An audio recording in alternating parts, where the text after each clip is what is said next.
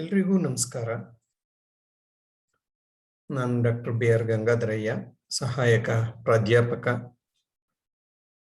ಇತಿಹಾಸ ವಿಭಾಗ, ಸರ್ಕಾರಿ ಪ್ರಥಮ ದರ್ಜೆ ಕಾಲೇಜು, ಗೌರಿಬಿದನೂರು.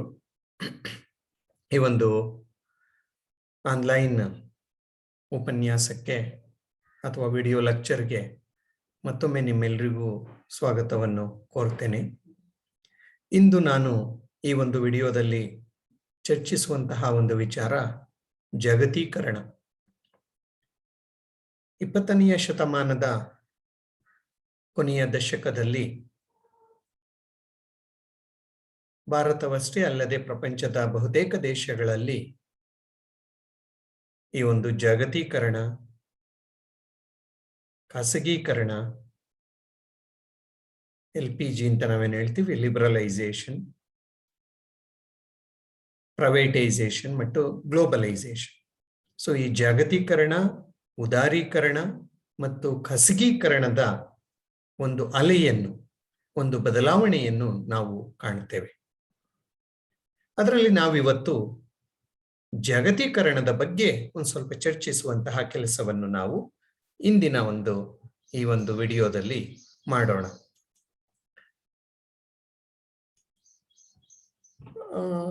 ಇವತ್ತು ನಾವು ಸಾಮಾನ್ಯವಾಗಿ ನಾವು ಮಾತಾಡ್ತೇವೆ, we are living in a globalised world ಅಂತ ಹೇಳ್ಬಿಟ್ಟು, ಅಥವಾ world is a global village ಅಂತ ನಾವು ಮಾತನಾಡ್ತೇವೆ. ಇಡೀ ಜಗತ್ತು ಎನ್ನುವುದು ಒಂದು ಹಳ್ಳಿಯಾಗಿ ಮಾರ್ಪಟ್ಟಿದೆ ಅಂತ ನಾವು ಹೇಳ್ತೀವಿ. ಅಥವಾ ಜಾಗತಿಕವಾದಂತಹ ಒಂದು ಪ್ರಪಂಚದಲ್ಲಿ ನಾವು ಇವತ್ತು ವಾಸ ಮಾಡ್ತಾ ಇದ್ದೇವೆ ಅಂತ ಹೇಳಿಬಿಟ್ಟು ಸಾಮಾನ್ಯವಾಗಿ ನಾವು ಮಾತನಾಡ್ತಾ ಇದ್ದೇವೆ. ಅದು ಸತ್ಯ. ಏಕೆಂದ್ರೆ ಮೊದಲಿನ ರೀತಿಯಲ್ಲಿ ಇಂದು ದೇಶಗಳ ನಡುವಿನ ಒಂದು ಸಂಬಂಧ ಹೆಚ್ಚಾಗಿದೆ, ಅವಲಂಬನೆ ಹೆಚ್ಚಾಗಿದೆ. ಒಂದು ದೇಶ ಇನ್ನೊಂದು ದೇಶದ ಮೇಲೆ, ಅಥವಾ ಒಂದು ದೇಶ ಇಡೀ ಪ್ರಪಂಚದಲ್ಲಿ, ಜಗತ್ತಿನಲ್ಲಿಯೇ ಒಂದು ರೀತಿಯ ಅವಲಂಬನೆಯನ್ನು ಹೊಂದಿದೆ. ಹಾಗಾಗಿ ಇವತ್ತು ಯಾವುದೇ ದೇಶಗಳು ಅಥವಾ ಯಾವುದೇ ದೇಶ ತನ್ನಷ್ಟಕ್ಕೆ ತಾನು ಸ್ವತಂತ್ರವಾಗಿ, ಎಲ್ಲವೂ ಸ್ವತಂತ್ರ ದೇಶಗಳೇ, ಅಥವಾ ತನ್ನಷ್ಟಕ್ಕೆ ತಾನು ಇರುವಂತಹ ಒಂದು ವ್ಯವಸ್ಥೆ ಎನ್ನುವುದು ಉಳಿದಿಲ್ಲ. ಎಲ್ಲಾ ದೇಶಗಳು ಸಹ ಒಂದಲ್ಲ ಒಂದು ರೀತಿಯಲ್ಲಿ ಪ್ರಪಂಚದ ಇತರೆ ದೇಶಗಳೊಂದಿಗೆ ಸಂಬಂಧವನ್ನು ಬೆಸೆದುಕೊಂಡಿವೆ. ಇದನ್ನು ನಾವು ಸಾಮಾನ್ಯವಾಗಿ ಜಾಗತೀಕರಣ ಅನ್ಬೋದು. ಸಾಮಾನ್ಯವಾಗಿ ನಾವು ಜಾಗತೀಕರಣ ಎನ್ನುವಂತಹ ಒಂದು ಪದವನ್ನು ಆರ್ಥಿಕ ವಿಚಾರಗಳ ಚರ್ಚೆಯಲ್ಲಿಯೇ ನಾವು ಹೆಚ್ಚಾಗಿ ನಾವು ಬಳಸ್ತೇವೆ. ಸೊ ಇಲ್ಲಿ ಜಾಗತೀಕರಣ ಅಂದ್ರೆ ಒಂದು ದೇಶದ ಆರ್ಥಿಕತೆಯು ಜಾಗತಿಕ ಆರ್ಥಿಕತೆಯಲ್ಲಿ ಅನುಕಲನಗೊಳ್ಳುವುದನ್ನು ಜಾಗತೀಕರಣ ಎನ್ನುತ್ತೇವೆ. ಅಂದ್ರೆ ಅರ್ಥ ಇಷ್ಟೇ, ಒಂದು ದೇಶದ ಆರ್ಥಿಕತೆ ಎನ್ನುವುದು ಪ್ರಪಂಚದ ಆರ್ಥಿಕತೆಯಲ್ಲಿ, ಜಾಗತಿಕ ಆರ್ಥಿಕತೆಯಲ್ಲಿ ಮಿಲನವಾಗುವುದನ್ನೇ ಜಾಗತೀಕರಣ ಅಂತ ಕರಿತೀವಿ. ಸೇರಿಕೊಳ್ಳುವುದನ್ನೇ ನಾವು ಜಾಗತೀಕರಣ ಅಂತ ಕರಿತೇವೆ. ಕೆಲವರು ಡೆಫಿನೇಷನ್ಗಳನ್ನು ನೋಡ್ತಾ ಅದನ್ನು ಇನ್ನೂ ಚೆನ್ನಾಗಿ ಅರ್ಥ ಮಾಡಿಕೊಳ್ಳೋ ಪ್ರಯತ್ನವನ್ನು ಮಾಡೋಣ. ಥಿಯೋಡೋರ್ ಲೆವಿಟ್ ಎನ್ನುವಂತಹ ಒಬ್ಬ ಅರ್ಥಶಾಸ್ತ್ರಜ್ಞ ಹೇಳೋ ಪ್ರಕಾರ, ವಿಶ್ವದ ದೇಶಗಳ ಪರಸ್ಪರ ಆರ್ಥಿಕ ಅವಲಂಬನೆಯನ್ನು ಜಾಗತೀಕರಣ ಅಂತ ಅವನು ಕರೀತಾನೆ. ಅಂದ್ರೆ ವಿಶ್ವದ ಪ್ರಪಂಚದಲ್ಲಿ 106 ದೇಶಗಳಿದ್ದಾವೆ. ಸೊ ಈ ಒಂದು ದೇಶಗಳ ಪರಸ್ಪರ ಆರ್ಥಿಕ ಅವಲಂಬನೆಯನ್ನು ಆತ ಜಾಗತೀಕರಣ ಅಂತ ಕರೀತಾನೆ. ಅಂದ್ರೆ ಅರ್ಥ ಏನು? ಪ್ರಪಂಚದ ಎಲ್ಲಾ ದೇಶಗಳು ಸಹ ಆರ್ಥಿಕವಾಗಿ ಪರಸ್ಪರ ಅವಲಂಬಿತವಾಗಿದ್ದಾವೆ. ಪರಸ್ಪರ ಅವಲಂಬಿತವಾಗಿದ್ದಾವೆ. ಒಂದು ದೇಶ ಇನ್ನೊಂದು ದೇಶದ ಒಂದು ವಸ್ತುವಿನ ಮೇಲೆ ಅವಲಂಬಿತವಾಗಿದೆ, ಅಥವಾ ನಾವು ಇನ್ಯಾವುದೋ ಒಂದು ವಸ್ತುವಿನ ಮೇಲೆ ಇನ್ನೊಂದು ದೇಶದ ಮೇಲೆ ಅವಲಂಬಿತವಾಗಿದ್ದೇವೆ. ಹೀಗೆ ಪ್ರಪಂಚದ ಎಲ್ಲಾ ದೇಶಗಳು ಪರಸ್ಪರ ಆರ್ಥಿಕವಾಗಿ ಅವಲಂಬಿತವಾಗಿದ್ದಾವೆ. ಇವತ್ತು ಪ್ರಪಂಚದ ಬಹುತೇಕ ದೇಶಗಳೊಂದಿಗೆ ಒಂದು ವ್ಯಾಪಾರ ವಾಣಿಜ್ಯವನ್ನು ಸ್ಥಾಪನೆ ಮಾಡಿದ್ದಾವೆ. ಈಗ ನಿಮ್ಗೆ ಇನ್ನೂ ಸರಳವಾಗಿ ಹೇಳಬೇಕು ಅಂದ್ರೆ, ರಾಷ್ಟ್ರೀಯ ವ್ಯಾಪಾರ ಮತ್ತು ಅಂತಾರಾಷ್ಟ್ರೀಯ ವ್ಯಾಪಾರ ಅಂತ ನೀವು ಕೇಳಿರ್ಬೋದು. ರಾಷ್ಟ್ರೀಯ ವ್ಯಾಪಾರ ಅಂದ್ರೆ ನಮ್ಮ ದೇಶದ ಗಡಿಯ ಒಳಗಡೆ ನಡೆಯುವಂತಹ ಒಂದು ವ್ಯಾಪಾರ ಅಥವಾ ಒಂದು ಚಟುವಟಿಕೆ. ಅದೇ ಅಂತಾರಾಷ್ಟ್ರೀಯ ವ್ಯಾಪಾರ ಅಂದ್ರೆ ನಮ್ಮ ದೇಶ ಮತ್ತು ಇನ್ನೊಂದು ದೇಶದೊಂದಿಗೆ ನಡೆಯುವಂತಹ ಒಂದು ವ್ಯಾಪಾರ. ಅಂದ್ರೆ ಇಲ್ಲಿ ಎರಡು ದೇಶಗಳಷ್ಟೇ. ಅದನ್ನು ನಾವು ಅಂತಾರಾಷ್ಟ್ರೀಯ ವ್ಯಾಪಾರ ಅಂತ ಕರಿತೇವೆ, ಅಂತಾರಾಷ್ಟ್ರೀಕರಣ ಅಂತ ಕರಿತೇವೆ. ಜಾಗತೀಕರಣ ಅಂದ್ರೆ, ಅಂತಾರಾಷ್ಟ್ರೀಕರಣ ಅಂದ್ರೆ ಎರಡು ದೇಶಗಳ ನಡುವೆ.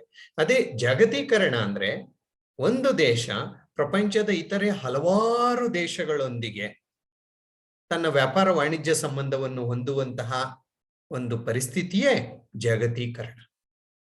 ಎಡ್ವರ್ಡ್ ಹೆಸ್ ಹರ್ಮನ್ ಎನ್ನುವವರು ಹೇಳುವ ಪ್ರಕಾರ ಗಡಿ ಆಚೆಗಿನ ಆರ್ಥಿಕ ಅನುಕಲನ ಮತ್ತು ಉದ್ಯಮ ವಿಸ್ತರಣೆಯೇ ಜಾಗತೀಕರಣ. ಗಡಿ ಆಚೆಗಿನ ಅಂದ್ರೆ ಒಂದು ದೇಶದ ಗಡಿಯ ಹೊರಗಡೆ.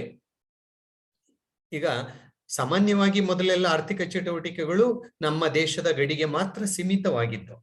ಆದ್ರೆ ಆ ರೀತಿಯ ಆರ್ಥಿಕ ಚಟುವಟಿಕೆಗಳು ಪ್ರಪಂಚದ ಇತರೆ ದೇಶಗಳಲ್ಲಿಯೂ ನಾವು ಆ ಚಟುವಟಿಕೆಗಳನ್ನು ಮಾಡಿದರೆ, ಈಗ ಭಾರತದ ಒಬ್ಬ ಉದ್ಯಮಿ ಭಾರತದಲ್ಲಿಯೇ ತನ್ನ ವಹಿವಾಟುಗಳನ್ನು ನಡೆಸುತ್ತಿದ್ದವನು ಪ್ರಪಂಚದ ಹಲವಾರು ದೇಶಗಳಲ್ಲಿ ಆ ಒಂದು ವಹಿವಾಟನ್ನು ಆತ ಮಾಡಿದರೆ ಅದು ಜಾಗತೀಕರಣ.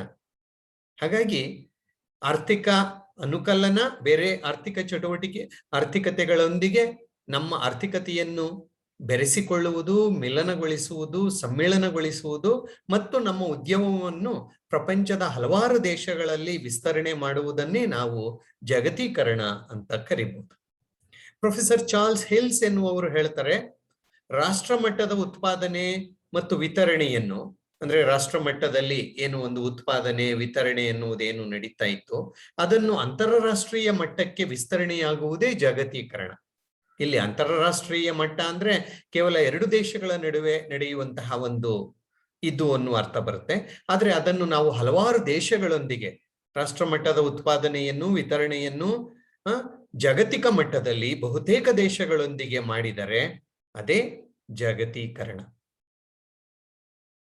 Okay, let me tell you. ಮತ್ತೆ ನಾನು ಥಿಯೋಡರ್ ಲೆವಿಟ್ ಅವರ ಮಾತಿಗೆ ಆಮೇಲೆ ಬರ್ತೇನೆ. ಸೊ ಜಾಗತೀಕರಣ ಅಂದ್ರೆ ಗಡಿಯಾಚೆಗಿನ ಅಂತಾರಾಷ್ಟ್ರೀಯ ಅರ್ಥವ್ಯವಸ್ಥೆಯ ವಿಸ್ತರಣೆ. ನಮ್ಮ ಒಂದು ಅರ್ಥವ್ಯವಸ್ಥೆ ಎನ್ನುವುದೇನಿದೆ, ನಮ್ಮ ದೇಶದ ಒಂದು ಅರ್ಥವ್ಯವಸ್ಥೆ ಎನ್ನುವುದೇನಿದೆ, ಅದನ್ನು ಗಡಿಯಾಚೆ ಪ್ರಪಂಚದ ಹಲವಾರು ದೇಶಗಳ ಒಂದು ಆರ್ಥಿಕತೆಯೊಂದಿಗೆ ವಿಸ್ತರಿಸುವುದನ್ನೇ, ಸೇರಿಸುವುದನ್ನೇ, ಅವುಗಳೊಂದಿಗೆ ಸಂಬಂಧವನ್ನು ಸ್ಥಾಪಿಸುವುದನ್ನೇ ಈ ಒಂದು ಜಾಗತೀಕರಣ ಅಂತ ನಾವು ಕರಿಬಹುದು. ಅಂದ್ರೆ ಈ ಜಾಗತೀಕರಣದಲ್ಲಿ ಯಾವುದೇ ರೀತಿಯ ಗಡಿಗಳ ಒಂದು ನಿರ್ಬಂಧ ಎನ್ನುವುದಿಲ್ಲ. It is beyond borders. ಆ ಗಡಿಗಳನ್ನು ಮೀರಿ ಎಲ್ಲಾ ಒಂದು ದೇಶಗಳಲ್ಲಿ ಆರ್ಥಿಕ ಚಟುವಟಿಕೆಗಳನ್ನು ಮಾಡುವುದನ್ನೇ ನಾವು ಜಾಗತೀಕರಣ ಅಂತ ಹೇಳಬಹುದು. ಈ ಜಾಗತೀಕರಣ ಒಂದು ರೀತಿಯಲ್ಲಿ ಪ್ರಪಂಚದ ಆರ್ಥಿಕತೆಗಳು, ಸಂಸ್ಕೃತಿಗಳು ಮತ್ತು ಜನಸಂಖ್ಯೆಯ ನಡುವೆ ಬೆಳೆಯುತ್ತಿರುವಂತಹ ಪರಸ್ಪರ ಅವಲಂಬನೆಯನ್ನು ತಿಳಿಸುವಂತಹ ಸಲುವಾಗಿ ಬಳಸುವ ಒಂದು ಪದವಾಗಿದೆ. ಜಾಗತೀಕರಣ ಎನ್ನುವಂತಹ ಒಂದು ಪದ ಪ್ರಪಂಚದ ದೇಶಗಳ ನಡುವಿನ ಒಂದು ಸಂಬಂಧ, ಆರ್ಥಿಕ ಸಂಬಂಧ ಇರ್ಬೋದು, ಸಾಂಸ್ಕೃತಿಕ ಸಂಬಂಧ ಇರ್ಬೋದು, ಈ ಜನಗಳ ನಡುವೆ ಬೆಸೆಯುತ್ತಿರುವಂತಹ ಒಂದು ಪರಸ್ಪರ ಅವಲಂಬನೆಯನ್ನು ಹೇಳೋಕೆ ಜಾಗತೀಕರಣ ಎನ್ನುವಂತಹ ಒಂದು ಪದವನ್ನು ವಿದ್ವಾಂಸರು ಬಳಸ್ತಾರೆ ಅಂತ ನಾವು ಹೇಳ್ಬೋದು. ಅಂದ್ರೆ ದೇಶಗಳ ನಡುವಿನ ಸರಕು, ಸೇವೆಗಳು, ತಂತ್ರಜ್ಞಾನ, ಹೂಡಿಕೆ, ಇದನ್ನು ನಾವು ಏನು ಪ್ರಪಂಚದ ಹಲವಾರು ದೇಶಗಳೊಂದಿಗೆ ಮಾಡ್ತೇವೆ ಅದನ್ನೇ ನಾವು ಈ ಒಂದು ಜಾಗತೀಕರಣ ಅಂತ ನಾವು ಕರೆಯಬಹುದು. ಓಕೆ, ಸೊ ಜಾಗತೀಕರಣ ಪ್ರಪಂಚಾದ್ಯಂತ ಇರುವಂತಹ ಜನರು, ಕಂಪನಿಗಳು ಮತ್ತು ಸರ್ಕಾರಗಳ ನಡುವಿನ ಪರಸ್ಪರ ಕ್ರಿಯೆ ಮತ್ತು ಏಕೀಕರಣದ ಪ್ರಕ್ರಿಯೆ. ಅಂದ್ರೆ ಪ್ರಪಂಚದ ಹಲವಾರು ಸರ್ಕಾರಗಳ ನಡುವಿನ ಒಂದು ಸಂಬಂಧ, ಪ್ರಪಂಚದಲ್ಲಿರುವಂತಹ ಹಲವಾರು ಆರ್ಥಿಕ ಚಟುವಟಿಕೆಗಳು ಎಲ್ಲಾ ಕಡೆ ಹರಡಿಕೊಂಡಿರುವುದು. ಸೊ ಇದನ್ನು ನಾವು ಒಟ್ಟಾರೆಯಾಗಿ ಏಕೀಕರಣವನ್ನೇ ನಾವು ಇಲ್ಲಿ ಜಾಗತೀಕರಣ ಅಂತ ನಾವು ಕರಿತೀವಿ. ಸೊ ಈ ಜಾಗತೀಕರಣ ಎನ್ನುವಂತಹ ಒಂದು ಪದವನ್ನು ಮೊದಲ ಬಾರಿಗೆ ಥಿಯೋಡರ್ ಲೆವಿಟ್ ಎನ್ನುವವರು ಹೆಚ್ಚು ಜನಪ್ರಿಯಗೊಳಿಸಿದವರು. ಗ್ಲೋಬಲೈಸೇಷನ್ ಅಥವಾ ಜಾಗತೀಕರಣ ಅಂತ ನಾವೇನ್ ಹೇಳ್ತೀವಿ, ಈ ಒಂದು ಪದವನ್ನು 1983ರಲ್ಲಿ ಅವರು ಹಾರ್ವರ್ಡ್ ಬಿಸಿನೆಸ್ ರಿವ್ಯೂ ಎನ್ನುವಂತಹ ಒಂದು ಪತ್ರಿಕೆಯಲ್ಲಿ ಇದನ್ನು ಮೊಟ್ಟ ಮೊದಲ ಬಾರಿಗೆ ಆಧುನಿಕ ಅರ್ಥದಲ್ಲಿ ಬಳಸುವ ಮೂಲಕ ಅದನ್ನು ಜಾರಿಗೆ ತಂದ್ರು. ಅನಂತರ ಇದು 1991ರ ನಂತರ ಹೆಚ್ಚು ಜನಪ್ರಿಯವಾಯಿತು. ಏನು ಜಾಗತೀಕರಣ ಎನ್ನುವಂತಹ ಒಂದು ಪದ. ಸೊ ಜಾಗತೀಕರಣ ಅಂದ್ರೆ ಇಷ್ಟೇ, ಯಾವುದೇ ರೀತಿಯ ಗಡಿಗಳ ನಿರ್ಬಂಧವಿಲ್ಲದೆ ಪ್ರಪಂಚದ ಎಲ್ಲಾ ದೇಶಗಳ ನಡುವೆ ನಡೆಯುವಂತಹ ಮುಕ್ತವಾದ ಒಂದು ವ್ಯಾಪಾರ, ಸರಕು ಸೇವೆಗಳ ಸಂಚಾರ, ಜನರ ಸಂಚಾರ, ಕಾರ್ಮಿಕರ ಸಂಚಾರ, ಬಂಡವಾಳದ ಸಂಚಾರ, ಉತ್ಪಾದನಾ ಚಟುವಟಿಕೆಗಳ ಒಂದು ವಿಸ್ತರಣೆಯನ್ನೇ ನಾವು ಈ ಒಂದು ಜಾಗತೀಕರಣ ಅಂತ ನಾವು ಹೇಳ್ಬೋದು. ಅಂದ್ರೆ ಯಾವುದೇ ರೀತಿಯ ಅಡೆತಡೆಗಳಿಲ್ಲದೆ ಪ್ರಪಂಚಾದ್ಯಂತ ಪ್ರಪಂಚದ ಹಲವಾರು ದೇಶಗಳಲ್ಲಿ ಈ ಎಲ್ಲಾ ವಹಿವಾಟುಗಳು ಏನು ತುಂಬಾ ಸರಳವಾಗಿ ವ್ಯವಸ್ಥಿತವಾಗಿ ನಡೆಯುವುದೇ ಜಾಗತೀಕರಣ ಅಂತ ನಾವು ಹೇಳ್ಬಹುದು. ಈ ಜಾಗತೀಕರಣದ ಲಕ್ಷಣಗಳೇನು? ಇಷ್ಟೊತ್ತು ನಾವು ಅರ್ಥ ತಿಳ್ಕೊಂಡು ಜಾಗತೀಕರಣ ಅಂದ್ರೆ ಏನು ಅಂತ. ಇನ್ನೂ ತುಂಬಾ ಸರಳವಾಗಿ ಹೇಳಬೇಕು ಅಂದ್ರೆ, ಒಂದು ದೇಶದ ಅರ್ಥ ವ್ಯವಸ್ಥೆಯನ್ನು ಪ್ರಪಂಚದ ಆರ್ಥಿಕತೆಯೊಂದಿಗೆ ಸಮ್ಮಿಳನಗೊಳಿಸುವುದನ್ನೇ ನಾವು ಜಾಗತೀಕರಣ ಅಂತ ನಾವು ಹೇಳಬಹುದು. ಹಾಗಾದ್ರೆ ಈ ಜಾಗತೀಕರಣದ ಲಕ್ಷಣಗಳೇನು ಅಂತ ನಾವು ಬಂದ್ರೆ, ಒಂದು ವಿದೇಶಿ ಬಂಡವಾಳದ ಮುಕ್ತ ಚಲನೆ. ಈ ಜಾಗತೀಕರಣದಲ್ಲಿ ವಿದೇಶಿ ಬಂಡವಾಳ ಮುಕ್ತವಾಗಿ ಚಲನೆಯಾಗುತ್ತೆ. ಪ್ರಪಂಚದ ಹಲವಾರು ದೇಶಗಳಲ್ಲಿ ಈ ಒಂದು ಬಂಡವಾಳವನ್ನು ನಾವು ಹೂಡೋಕೆ ಅವಕಾಶ ಎನ್ನುವುದು ಸಿಗುತ್ತೆ. ಒಂದು ಕಾಲ ಇತ್ತು, ಆಗ ಬೇರೆ ದೇಶಗಳ ಒಂದು ಬಂಡವಾಳವನ್ನು ನಮ್ಮ ದೇಶದಲ್ಲಿ ಹೂಡಿಕೆ ಮಾಡೋಕೆ ನಾವು ಅವಕಾಶವನ್ನು ಕೊಟ್ಟಿರಲಿಲ್ಲ. ಎಲ್ಲೋ ಒಂದ್ ಕಡೆ ನಾವು ನಿರ್ಬಂಧವನ್ನು ಹೇರಿದ್ದು. ಆದ್ರೆ ಈಗ ಈ ಜಾಗತೀಕರಣದಿಂದ ವಿದೇಶಿ ಬಂಡವಾಳ ಮುಕ್ತವಾಗಿ ಹರಿಯುತ್ತೆ. ಮುಕ್ತವಾಗಿ ಅವಕಾಶ ಇರುವ ಕಡೆ ಅದನ್ನು ಹೂಡುವಂತಹ ಒಂದು ಪ್ರಯತ್ನವನ್ನು ನಾವು ಜಾಗತೀಕರಣದಲ್ಲಿ ನಾವು ಕಾಣ್ತೇವೆ. ಎರಡನೆಯದಾಗಿ ವಿದೇಶಿ ಬಂಡವಾಳ ಹೂಡಿಕೆಗೆ ಪ್ರೋತ್ಸಾಹ. ಇವತ್ತು ಬಹುತೇಕ ದೇಶಗಳು ಪ್ರಪಂಚದ ಬಹುತೇಕ ದೇಶಗಳು ತಮ್ಮ ದೇಶದಲ್ಲಿ ವಿದೇಶಿ ನೇರ ಬಂಡವಾಳ ಹೂಡಿಕೆಗೆ ಅವಕಾಶವನ್ನು ಮಾಡಿಕೊಡ್ತಾ ಇದ್ದಾವೆ. ಏಕೆಂದ್ರೆ ಅದರಿಂದ ಅದರ ಒಂದು ಕೈಗಾರಿಕಾ ಸಾಮರ್ಥ್ಯ ಹೆಚ್ಚಾಗುತ್ತೆ, ಉತ್ಪಾದನೆ ಹೆಚ್ಚಾಗುತ್ತೆ, ತನ್ನಲ್ಲಿರುವಂತಹ ನೌಕರರಿಗೆ ನೌಕರಿ ಸಿಗುತ್ತೆ, ಆರ್ಥಿಕ ಅಭಿವೃದ್ಧಿ ಎನ್ನುವುದಾಗುತ್ತೆ. ಹಾಗಾಗಿ ವಿದೇಶಿ ಬಂಡವಾಳ ಹೂಡಿಕೆಗೆ ಪ್ರೋತ್ಸಾಹ ಮಾಡ್ತಾ ಇದ್ದಾರೆ. ಅದು ಇದರ ಒಂದು ಲಕ್ಷಣ. ಮತ್ತು ಪ್ರಪಂಚದಲ್ಲಿ ಬಹುರಾಷ್ಟ್ರೀಯ ಕಂಪನಿಗಳ ಒಂದು ಪಾರಮತ್ಯ ಹೆಚ್ಚಾಗ್ತಾ ಇದೆ. ಮಲ್ಟಿನ್ಯಾಷನಲ್ ಕಂಪನೀಸ್ ಅಂತ ನಾವೇನು ಹೇಳ್ತೀವಿ ಅಂದ್ರೆ, ಯಾವುದೋ ಒಂದು ದೇಶದಲ್ಲಿ ತನ್ನ ಕೇಂದ್ರ ಕಚೇರಿಯನ್ನು ಹೊಂದಿ ಪ್ರಪಂಚದ ಇತರೆ ಹಲವಾರು ದೇಶಗಳಲ್ಲಿ ತನ್ನ ವ್ಯಾಪಾರ ವಹಿವಾಟು ಉತ್ಪಾದನೆಯನ್ನು ನಡೆಸುವಂತಹ ಕಂಪನಿಗಳನ್ನೇ ನಾವು ಬಹುರಾಷ್ಟ್ರೀಯ ಕಂಪನಿಗಳು ಅಂತ ನಾವೇನು ಕರಿತೀವಿ. ಈ ಬಹುರಾಷ್ಟ್ರೀಯ ಕಂಪನಿಗಳ ಚಟುವಟಿಕೆಗಳು ವಿಸ್ತಾರವಾಗಿರುತ್ತೆ. ಇದರಲ್ಲಿ ಒಂದೇ ಕಡೆ ಇರಲ್ಲ, ಅವು ಎಲ್ಲ ಕಡೆ ಇರ್ತವೆ. ಓಕೆ, ಸರಕು ಮತ್ತು ಸೇವೆಗಳು ನಿರ್ಬಂಧವಿಲ್ಲದೆ, ನಾನಾಗಲೇ ಹೇಳಿದೆ, ಸರಕು ವಸ್ತುಗಳು ಮತ್ತು ಸೇವೆಗಳು ಯಾವುದೇ ರೀತಿಯ ನಿರ್ಬಂಧವಿಲ್ಲದೆ ಪ್ರಪಂಚದ ಎಲ್ಲಾ ದೇಶಗಳಲ್ಲಿ ಹರಡುವಿಕೆಯನ್ನೇ ನಾವು ಜಾಗತೀಕರಣ ಅಂತ ಅನ್ಕೊಳ್ಬಹುದು. ಮತ್ತು ಇನ್ನೊಂದು ಲಕ್ಷಣ ಏನಂದ್ರೆ ವಿವಿಧ ಆರ್ಥಿಕತೆಗಳ ಅನುಕಲನ. ನೋಡಿ, ಈಗ ನಮ್ಮಲ್ಲಿ ಸಮ್ಮಿಶ್ರ ಅರ್ಥವ್ಯವಸ್ಥೆ ಇದೆ, ಇನ್ಯಾವುದೋ ಒಂದು ದೇಶದಲ್ಲಿ ಬಂಡವಾಳಶಾಹಿ ವ್ಯವಸ್ಥೆ ಇದೆ, ಇನ್ಯಾವುದೋ ಒಂದು ದೇಶದಲ್ಲಿ ಕಮ್ಯುನಿಸ್ಟ್ ಅರ್ಥವ್ಯವಸ್ಥೆ ಇದೆ. ಸೊ ಈ ಎಲ್ಲಾ ಅರ್ಥವ್ಯವಸ್ಥೆಗಳನ್ನು ನಾವು ಅಂತಾರಾಷ್ಟ್ರೀಯ ಮಟ್ಟ, ಜಾಗತಿಕ ಮಟ್ಟದಲ್ಲಿ ನಾವು ಸೇರಿಸ್ಕೊಂಡ್ಬಿಟ್ಟಿದೀವಿ, ಬೆಸ್ಕೊಂಡ್ಬಿಟ್ಟಿದ್ದಾವೆ. ಇದು ಜಾಗತೀಕರಣ. ಅಂತಾರಾಷ್ಟ್ರೀಯ ವ್ಯಾಪಾರದ ಹೆಚ್ಚಳ. ಸೊ ಇಲ್ಲಿ ನಾವು ಅಂತಾರಾಷ್ಟ್ರೀಯ ವ್ಯಾಪಾರವನ್ನು ನಾವು ತುಂಬಾ ಇನ್ ಎ ಬ್ರಾಡರ್ ಸೆನ್ಸ್, ಹಿರಿದಾದಂತಹ ಒಂದು ಅರ್ಥದಲ್ಲಿ ನಾವು ತಗೊಬೇಕಾಗುತ್ತೆ. ಸೊ ಜಾಗತೀಕರಣ ಅಂತಾರಾಷ್ಟ್ರೀಯ ವ್ಯಾಪಾರ ಅಂದ್ರೆ ಎರಡು ದೇಶಗಳ ನಡುವೆ ನಡೆಯುವಂತಹ ವ್ಯಾಪಾರ ಅಲ್ಲ, ಪ್ರಪಂಚದ ಹಲವಾರು ದೇಶಗಳ ನಡುವೆ ನಡೆಯುವಂತಹ ಒಂದು ವ್ಯಾಪಾರ ಎನ್ನುವುದು ಇವತ್ತು ಹೆಚ್ಚಾಗಿದೆ. ಮತ್ತು ಮುಕ್ತ ಮಾರುಕಟ್ಟೆಗಳು. ಮೊದಲೆಲ್ಲ ಪ್ರಪಂಚದ ಹಲವಾರು ದೇಶಗಳು ತಮ್ಮ ಮಾರುಕಟ್ಟೆಗಳನ್ನು ವಿದೇಶಿ ವಸ್ತುಗಳಿಗೆ ನಾವು ಮುಚ್ಕೊಂಡಿದ್ದು.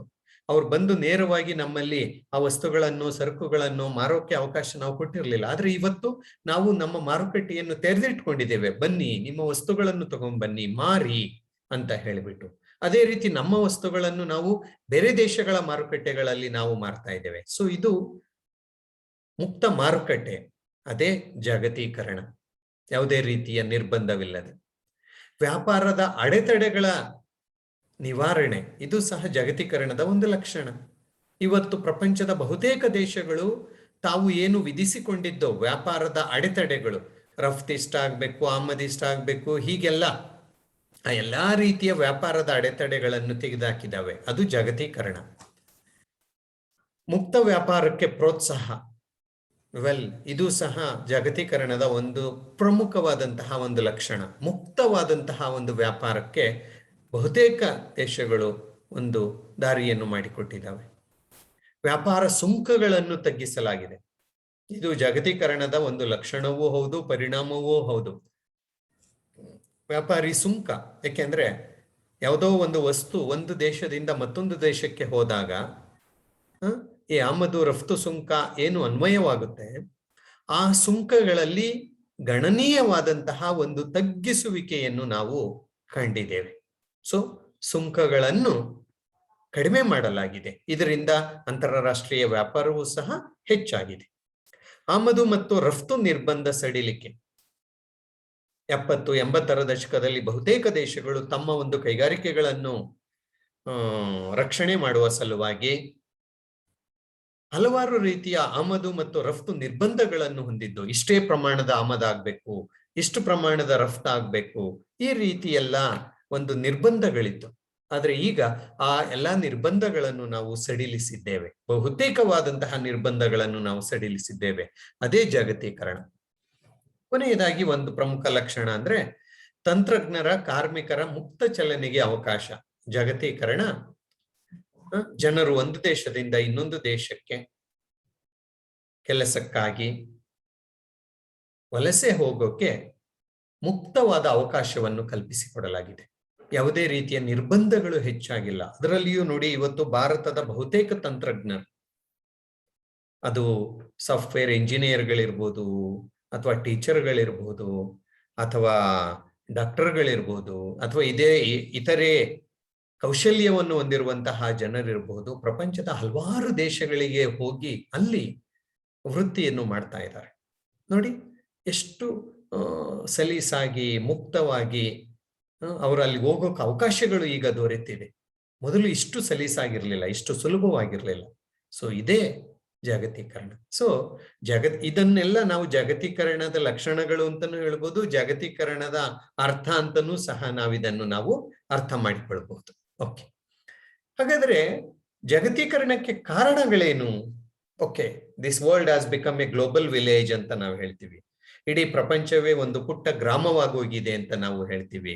ಎಲ್ಲರೂ ಎಲ್ಲಾ ಕಡೆ ಓಡಾಡ್ತಾ ಇದ್ದಾರೆ ಅಂತ ಹೇಳ್ತೀವಿ. ಎಲ್ಲರೂ ಎಲ್ಲರೊಂದಿಗೆ ಸಂಬಂಧವನ್ನು ಬೆಳೆಸಿದಾವೆ ಅಂತ ಹೇಳ್ತೀವಿ. ಎಲ್ಲರೂ ಎಲ್ಲ ಪ್ರಪಂಚದ ಯಾವುದೇ ಮೂಲೆಯಲ್ಲಿ ಉತ್ಪಾದಿಸುವಂತಹ ವಸ್ತುವನ್ನು ಕೊಳ್ಳೋಕೆ ಅವಕಾಶ ಆಗಿದೆ ಅಂತ ನಾವು ಹೇಳ್ತೀವಿ. ಇದು ಜಾಗತೀಕರಣ. ಅದಕ್ಕೆ ಕಾರಣಗಳೇನು? ಅದಾಗೋಕೆ ಕಾರಣಗಳೇನು? ಜಾಗತೀಕರಣ ಏನು ಹೊಸದೇನಲ್ಲ. ಪ್ರಾಚೀನ ಕಾಲದಿಂದಲೂ ಸಹ ಅಂತಾರಾಷ್ಟ್ರೀಯ ವ್ಯಾಪಾರ, ವಹಿವಾಟು ಎನ್ನುವುದು ಇತ್ತು, ಆದರೆ ಆಧುನಿಕ ಅರ್ಥದಲ್ಲಿ ಅಲ್ಲ. ಸೊ ಅದಕ್ಕೆ ಜಾಗತೀಕರಣಕ್ಕೆ ಕಾರಣಗಳೇನು ಅಂತ ಬಂದಾಗ, ಆಮದು ಮತ್ತು ರಫ್ತು ನಿರ್ಬಂಧಗಳು ಹೆಚ್ಚಿದ್ದು. ದೇಶಗಳ ಒಂದು ನಡುವಿನ ಅಂತಾರಾಷ್ಟ್ರೀಯ ವ್ಯಾಪಾರದಲ್ಲಿ ಆಮದು ಮತ್ತು ರಫ್ತು ನಿರ್ಬಂಧಗಳು, ಅಡೆತಡೆಗಳು ದೊಡ್ಡ ಪ್ರಮಾಣದಲ್ಲಿ ಇದ್ದು. ಹಾಗಾಗಿ ಎಲ್ಲರೂ ಈ ಒಂದು ಅಂತಾರಾಷ್ಟ್ರೀಯ ವ್ಯಾಪಾರಕ್ಕೆ, ಆಮದು ರಫ್ತು ಇಲ್ಲದಂತಹ ಒಂದು ವ್ಯವಸ್ಥೆಗೆ, ಆರ್ಥಿಕತೆಗೆ ಮುಂದಾದರು. ಅದು ಜಾಗತೀಕರಣಕ್ಕೆ ಕಾರಣವನ್ನು ಮಾಡಿಕೊಡ್ತು. ಯಾಕೆಂದ್ರೆ ಎಲ್ಲರಿಗೂ ಎಲ್ಲಾ ಕಡೆ ಎಲ್ಲಾ ರೀತಿಯ ವಸ್ತುಗಳು ಸುಲಭ ದರದಲ್ಲಿ ದೊರೆಯುವಂತೆ ಮಾಡುವಂತಹ ಒಂದು ಕನಸನ್ನು ಎಲ್ಲರೂ ಸಹ ಕಂಡ್ರು. ಆ ರೀತಿಯಲ್ಲಿ ಎಲ್ಲಾ ದೇಶಗಳ ಆರ್ಥಿಕತೆಯನ್ನು ಅಭಿವೃದ್ಧಿಗೊಳಿಸುವಂತಹ ಒಂದು ಸಲುವಾಗಿ ಜಾಗತೀಕರಣ ಜಾರಿಗೆ ಬಂತು ಅಂತ ಹೇಳ್ಬೋದು. ಎರಡನೇದಾಗಿ ಅಂತಾರಾಷ್ಟ್ರೀಯ ವ್ಯಾಪಾರದ ಬೆಳವಣಿಗೆ. ಅಂತಾರಾಷ್ಟ್ರೀಯ ವ್ಯಾಪಾರ ಹೊಸದೇನಲ್ಲ, ಪ್ರಾಚೀನ ಕಾಲದಿಂದ ಇತ್ತು. ಆದ್ರೆ ಅದು ಕ್ರಮೇಣವಾಗಿ ಹೆಚ್ಚಾಗ್ತಾ ಹೋಯ್ತು. ಈ ಅಂತಾರಾಷ್ಟ್ರೀಯ ವ್ಯಾಪಾರ ಎನ್ನುವುದು ಹೆಚ್ಚಾಗ್ತಾ ಹೋಯ್ತು. ಈ ಅಂತಾರಾಷ್ಟ್ರೀಯ ವ್ಯಾಪಾರ ಎನ್ನುವುದು ಹೆಚ್ಚಾಗಿದ್ದರ ಒಂದು ವ್ಯವಸ್ಥೆಯೇ, ಹೆಚ್ಚಾದರ ಒಂದು ಲಕ್ಷಣವೇ ಜಾಗತೀಕರಣ ಅಂತ ನಾವು ಹೇಳ್ಬೋದು. ಸೊ ಅಂತಾರಾಷ್ಟ್ರೀಯ ವ್ಯಾಪಾರದ ಬೆಳವಣಿಗೆ ಆಗಿದ್ದು ಜಾಗತೀಕರಣಕ್ಕೆ ಕಾರಣವಾಯಿತು. ಮೂರನೇದಾಗಿ ಸಾರಿಗೆ ಸಂಪರ್ಕಗಳ ಬೆಳವಣಿಗೆ. ಕಳೆದ ಒಂದು ಶತಮಾನದಲ್ಲಿ ಸಾರಿಗೆ ಮತ್ತು ಸಂಪರ್ಕ ಮಾಧ್ಯಮದಲ್ಲಿ ಗಣನೀಯವಾದಂತಹ ಒಂದು ಬೆಳವಣಿಗೆಯನ್ನು ನಾವು ಕಂಡಿದ್ದೇವೆ ಕಳೆದ 100 ವರ್ಷಗಳಲ್ಲಿ. ಅದು ವಿಮಾನಯಾನ ಇರಬಹುದು ಅಥವಾ ನೌಕಾಯಾನ ಇರಬಹುದು, ಹೀಗೆ. ಸೊ ಈ ಒಂದು ಸಾರಿಗೆ ಸಂಪರ್ಕಗಳ ಬೆಳವಣಿಗೆಗಳಿಂದ ವಸ್ತುಗಳು, ಸರಕುಗಳು, ಮನುಷ್ಯರು ಒಂದ್ ಕಡೆಯಿಂದ ಇನ್ನೊಂದು ಕಡೆಗೆ ಸುಲಭನಾಗಿ ಹರಿದಾಡೋಕೆ ಸಾಧ್ಯವಾಯಿತು. ಹಾಗಾಗಿ ಜಾಗತೀಕರಣಕ್ಕೆ ದಾರಿ ಮಾಡಿಕೊಡ್ತು. ತಂತ್ರಜ್ಞಾನದ ಅಭಿವೃದ್ಧಿ ಇದು ಸಹ ಇತ್ತೀಚಿನ ವರ್ಷಗಳಲ್ಲಿ ದೊಡ್ಡ ಪ್ರಮಾಣದಲ್ಲಿ ತಂತ್ರಜ್ಞಾನ ಎನ್ನುವುದು ಬೆಳೆದಿದೆ. ಅದರಲ್ಲಿಯೂ ಈ ಒಂದು ಇಂಟರ್ನೆಟ್ ತಂತ್ರಜ್ಞಾನ ಎನ್ನುವುದು ಬಹುದೊಡ್ಡ ಒಂದು ವರವಾಗಿದೆ. ಸೊ ಈ ಒಂದು ಇಂಟರ್ನೆಟ್ ತಂತ್ರಜ್ಞಾನ ಎನ್ನುವುದು ಬೆಳೆದು ಪ್ರಪಂಚದ ಎಲ್ಲಾ ದೇಶಗಳು, ಎಲ್ಲಾ ದೇಶಗಳ ಜನರು, ಎಲ್ಲಾ ದೇಶಗಳ ವರ್ತಕರು ಸಹ ಈ ಒಂದು ಇಂಟರ್ನೆಟ್ನ ಮೂಲಕ ಸಂಧಿಸಿ ತಮ್ಮ ವಿಚಾರ ವಿನಿಮಯ ಮಾಡಿಕೊಳ್ಳೋದು, ತಮ್ಮ ವಸ್ತುಗಳನ್ನು, ಸರಕುಗಳನ್ನು ಮಾರಾಟ ಮಾಡಿಕೊಳ್ಳುವುದನ್ನು ತುಂಬಾ ಸುಗಮಗೊಳಿಸಲಾಗಿದೆ. ಹಾಗಾಗಿ ಈ ತಂತ್ರಜ್ಞಾನದ ಅಭಿವೃದ್ಧಿ ತುಂಬಾ ಅದ್ಭುತವಾದದ್ದು. ಅದಲ್ಲದೆ ವಿಮೆ ಮತ್ತು ಬ್ಯಾಂಕಿಂಗ್ ಕ್ಷೇತ್ರಗಳ ಬೆಳವಣಿಗೆ, ವಿಮಾ ಸಂಸ್ಥೆಗಳಿರ್ಬೋದು, ಬ್ಯಾಂಕ್ ಸಂಸ್ಥೆಗಳಿರ್ಬೋದು, ಇವೆಲ್ಲವೂ ಸಹ ಬೆಳೆದಂತೆ ಜಾಗತೀಕರಣಕ್ಕೂ ದಾರಿಯನ್ನು ಮಾಡಿಕೊಟ್ಟ. ಈಗ ಯಾವುದೋ ದೇಶ, ಯಾವುದೋ ಪ್ರಪಂಚದ ಒಂದು ಮೂಲೆಯಿಂದ ಪ್ರಪಂಚದ ಇನ್ನೊಂದು ಮೂಲೆಗೆ ಒಬ್ಬ ವ್ಯಾಪಾರಿ ತನ್ನ ವಸ್ತುವನ್ನು ರವಾನೆ ಮಾಡ್ತಾನೆ ಅಂದ್ರೆ ಅದು ಮಧ್ಯೆ ಕಳ್ಳಕಾಕರರ ಕೈಗೆ ಸಿಗ್ಬೋದು, ಅಥವಾ ಯಾವುದೋ ಅಪಘಾತದಲ್ಲಿ ಹಾಳಾಗ್ಬೋದು, ಅಥವಾ ಇನ್ನೇನಾದ್ರೂ ಆಗ್ಬೋದು. ಆದ್ರೆ ವಿಮಾ ಕಂಪನಿಗಳು ಅವನಿಗೆ ಒಂದು ಅಶ್ಯೂರೆನ್ಸ್ ಅನ್ನು ನೀಡುವುದರಿಂದ ಆತ ಯಾವುದೇ ರೀತಿಯ ಯೋಚನೆ ಇಲ್ಲದೆ, ಗೊಂದಲವಿಲ್ಲದೆ ಆ ವಸ್ತುವನ್ನು ಒಂದ್ ಕಡೆಯಿಂದ ಇನ್ನೊಂದು ಕಡೆಗೆ ಸಾಗಿಸೋಕೆ ಮುಂದಾಗ್ತಾರೆ. ಸೊ ಹೀಗೆ ವಿಮಾ ಕ್ಷೇತ್ರಗಳು ಮತ್ತು ಬಂಡವಾಳಕ್ಕಾಗಿ ಬ್ಯಾಂಕ್ಗಳಿಂದ ಸಾಲ ದೊರೆಯೋದಿರ್ಬೋದು. ಹೀಗೆ ಬ್ಯಾಂಕ್ ಮತ್ತು ವಿಮಾ ಕ್ಷೇತ್ರಗಳು ಬೆಳೆದಂತೆ ಜಾಗತೀಕರಣವೂ ಸಹ ಹೆಚ್ಚು ಬೆಳೆಯಿತು.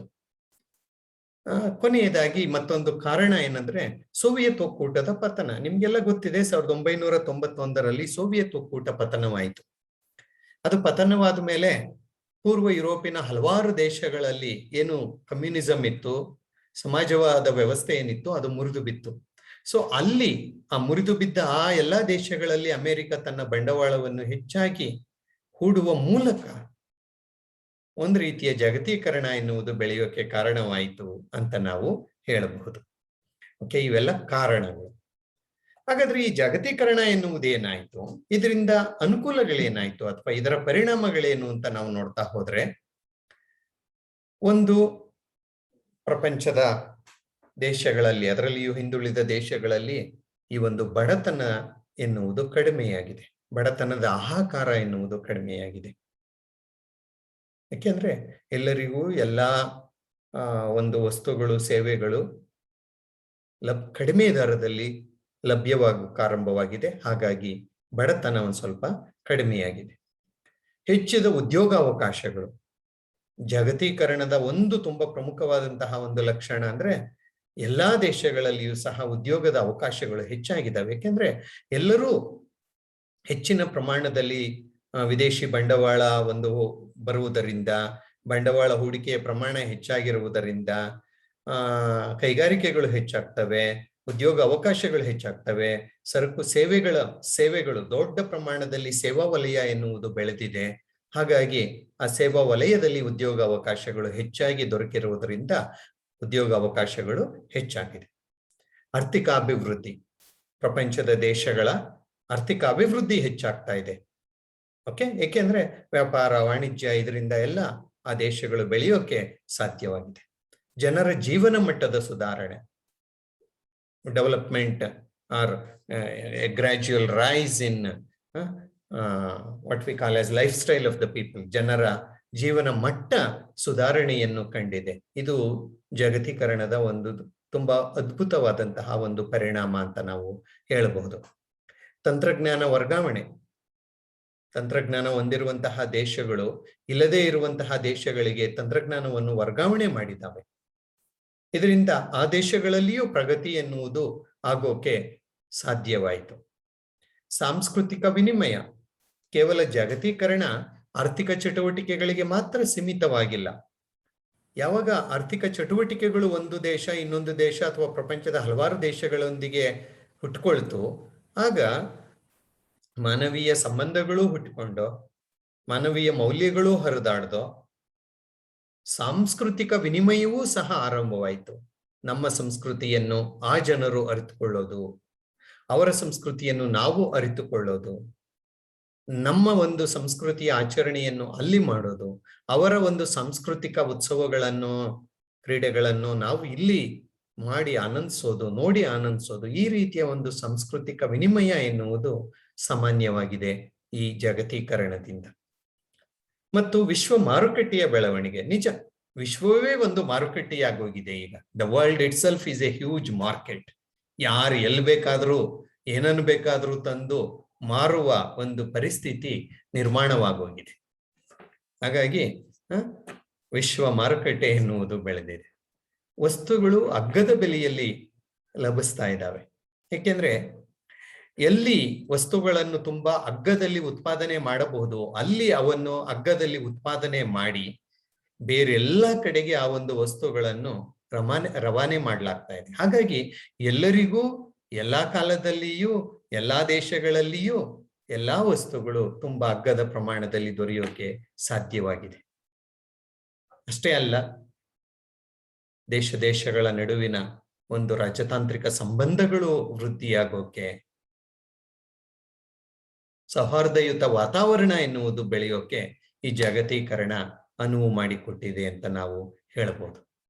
ಮತ್ತು ಮಾನವ ಸಂಪನ್ಮೂಲದ ಸದ್ಬಳಕೆ ಅಂದ್ರೆ ಈ ಸ್ಕಿಲ್ಡ್ ಹ್ಯೂಮನ್ ಮ್ಯಾನ್ ಪವರ್ ಅಂತ ನಾವೇನ್ ಹೇಳ್ತೀವಿ, ಹ್ಯೂಮನ್ ರಿಸೋರ್ಸ್ ಅಂತ ನಾವೇನ್ ಹೇಳ್ತೀವಿ, ಮಾನವ ಸಂಪನ್ಮೂಲ ಅಂತ ನಾವೇನ್ ಹೇಳ್ತೀವಿ, ಆ ಮಾನವ ಸಂಪನ್ಮೂಲವನ್ನು ನಾವಿವತ್ತು ಸದ್ಬಳಕೆ ಮಾಡ್ಕೊಳ್ತಾ ಇದ್ದೇವೆ. ಏಕೆಂದ್ರೆ ಕೌಶಲ್ಯವನ್ನು ಹೊಂದಿರುವಂತಹ ಎಲ್ಲರಿಗೂ ಉದ್ಯೋಗ ಎನ್ನುವುದು ಸಾಮಾನ್ಯವಾಗಿ ಎಲ್ಲಾ ಕಡೆ ಸಿಗುತ್ತೆ. ಹಾಗಾಗಿ ಅವರು ಎಲ್ ಬೇಕಾದ್ರೂ ಹೋಗಿ ಹುದ್ದೆ ಮಾಡ್ಬೋದು. ಈಗ ಭಾರತದ ಸಾಕಷ್ಟು ಜನ ಇಂಜಿನಿಯರ್ಗಳು, ಡಾಕ್ಟರ್ಗಳು ಅಮೆರಿಕ ಮುಂತಾದ ದೇಶಗಳಲ್ಲಿ ಹೋಗಿ ಕೆಲಸ ಮಾಡ್ತಾರೆ.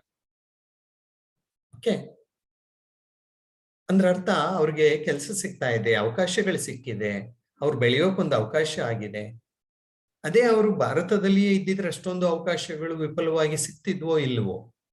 ಹಾಗೆ ಮಾನವ ಸಂಪನ್ಮೂಲವನ್ನು ಇವತ್ತು ನಾವು ಸದ್ಬಳಕೆ ಮಾಡ್ಕೊಳ್ತಾ ಇದ್ದೇವೆ. Skill is not going waste. ಆ ಒಂದು ಕೌಶಲ್ಯ ಎನ್ನುವುದು ವ್ಯರ್ಥವಾಗ್ತಾ ಇಲ್ಲ, ಅದಕ್ಕೆಲ್ಲೋ ಒಂದ್ ಕಡೆ ದಾರಿ ಇದೆ, ಸಿಕ್ಕಿದೆ ಅಂತ ಹೇಳ್ಬೋದು.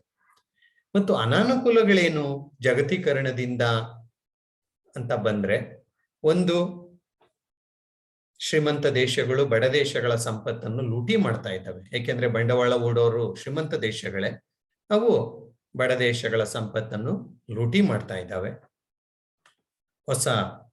ನವ ವಸಾಹತುಶಾಹಿ ಅಂತ ಏನ್ ಹೇಳ್ತೀವಿ ಆ ರೀತಿಯಲ್ಲಿ, ಆ ಮೂಲಕ ಬಹುರಾಷ್ಟ್ರೀಯ ಕಂಪನಿಗಳು ಏಕಸ್ವಾಮ್ಯತೆಯನ್ನು, ಹಲವಾರು ದೇಶಗಳಲ್ಲಿ ಬಹುರಾಷ್ಟ್ರೀಯ ಕಂಪನಿಗಳು ಅದ್ಭುತವಾದಂತಹ ಏಕಸ್ವಾಮ್ಯತೆಯನ್ನು ಸ್ಥಾಪನೆ ಮಾಡಿಬಿಟ್ಟು ಆ ದೇಶಗಳ ಸಂಪತ್ತನ್ನು ಅವು ಲೂಟಿ ಮಾಡ್ತಾ ಇದ್ದಾವೆ. They are controlling the governments in many countries, especially in Asia and African countries. ಯಾರು? ಈ ಮಲ್ಟಿನ್ಯಾಷನಲ್ ಕಂಪನಿಗಳು. ಏಕೆಂದ್ರೆ ಹಲವಾರು ದೇಶಗಳಲ್ಲಿರುವ ಈ MNCಗಳು ಆ ದೇಶಗಳ ಒಂದು ಬಡ್ಜೆಟ್ಗಿಂತ ಆ ಕಂಪನಿಯ ಬಡ್ಜೆಟೇ ಜೋರಾಗಿರುತ್ತೆ. ಅಧಿಕವಾದ ಭ್ರಷ್ಟಾಚಾರ, ಜಾಗತೀಕರಣದ ಜೊತೆಗೆ ಭ್ರಷ್ಟಾಚಾರವೂ ಸಹ ಹೆಚ್ಚಾಗ್ತಾ ಇದೆ. ಎಲ್ಲಾ ಹಂತಗಳಲ್ಲಿ ಅದು ಆಗ್ತಾ ಇದೆ. ಅದು ತುಂಬಾ ಒಂದು ಕಾಳಜಿಯ ವಿಚಾರ. ಬಡವ ಮತ್ತು ಶ್ರೀಮಂತರ ನಡುವಿನ ಅಂತರ ಹೆಚ್ಚಾಗ್ತಾ ಇದೆ. ಈ ಕಂದಕ ಅಂತ ನಾವೇನ್ ಹೇಳ್ತೀವಿ ಅದು ಹೆಚ್ಚಾಗ್ತಾ ಇದೆ. ಬಡವರು ಬಡವರಾಗಿಯೇ ಉಳಿತಾ ಇದ್ದಾರೆ, ಶ್ರೀಮಂತರು ಶ್ರೀಮಂತರಾಗಿಯೇ ಬೆಳೀತಾ ಇದ್ದಾರೆ. ಹಾಗಾಗಿ ಆ ಅಂತರ ಎನ್ನುವುದು ಈ ಜಾಗತೀಕರಣದ ಒಂದು ದೊಡ್ಡ ದೋಷ ಅಂತ ನಾವು ಹೇಳಬಹುದು. ಅಂದ್ರೆ ಸಂಪತ್ತು ಎನ್ನುವುದು ಸರಿಯಾಗಿ ಎಲ್ಲರಿಗೂ ಸೇರ್ತಾ ಇಲ್ಲ, ಕೆಲವರ ಕೈ ಸೇರ್ತಾ ಇದೆ.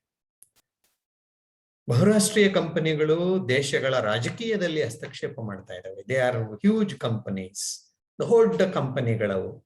ಅವು ತಮ್ಮ ವ್ಯಾಪಾರ ವಹಿವಾಟವನ್ನು ಹೆಚ್ಚಿಸಿಕೊಳ್ಳುವ ಸಲುವಾಗಿ, ತಮ್ಮ ಲಾಭವನ್ನು ವೃದ್ಧಿಸಿಕೊಳ್ಳುವ ಸಲುವಾಗಿ ತಾವಿರುವಂತಹ ದೇಶಗಳ ರಾಜಕೀಯದಲ್ಲಿ ಹಸ್ತಕ್ಷೇಪವನ್ನು ಅವು ಮಾಡ್ತಾ ಇದ್ದಾವೆ. ತಮಗೆ ಬೇಕಾದ ರೀತಿಯಲ್ಲಿ ಕಾನೂನುಗಳನ್ನು ಮಾಡಿಸಿಕೊಳ್ಳುವ ಕೆಲಸವನ್ನು ನಾವು ಮಾಡ್ತಾ ಇದ್ದಾವೆ. ಸೊ ಇದು ದಿಸ್ ಇಸ್ ವೆರಿ ಬ್ಯಾಡ್. ಪ್ರತಿಭಾ ಪಲಾಯನ. ಕೌಶಲ್ಯ ಹೊಂದಿರುವಂತಹ ಜನರು ತಮ್ಮ ದೇಶದಲ್ಲಿರದೆ ಎಲ್ಲಿ ಅವಕಾಶ ಸಿಗುತ್ತೋ ಅಲ್ಲಿಗೆ ಪಲಾಯನ ಮಾಡ್ತಾ ಇದ್ದಾರೆ, ಓಡಿ ಹೋಗ್ತಾ ಇದ್ದಾರೆ. ಬ್ರೈನ್ ಡ್ರೈನ್ ಅಂತ ನಾವೇನ್ ಹೇಳ್ತೀವಲ್ವ, ಪ್ರತಿ ವರ್ಷ ಭಾರತದಿಂದ ಸಾವಿರಾರು ಜನ ಎಂಜಿನಿಯರ್ಗಳು, ಡಾಕ್ಟರ್ಗಳು, ಟೀಚರ್ಗಳು ಬೇರೆ ಬೇರೆ ದೇಶಗಳಿಗೆ ಹೋಗ್ತಾರೆ.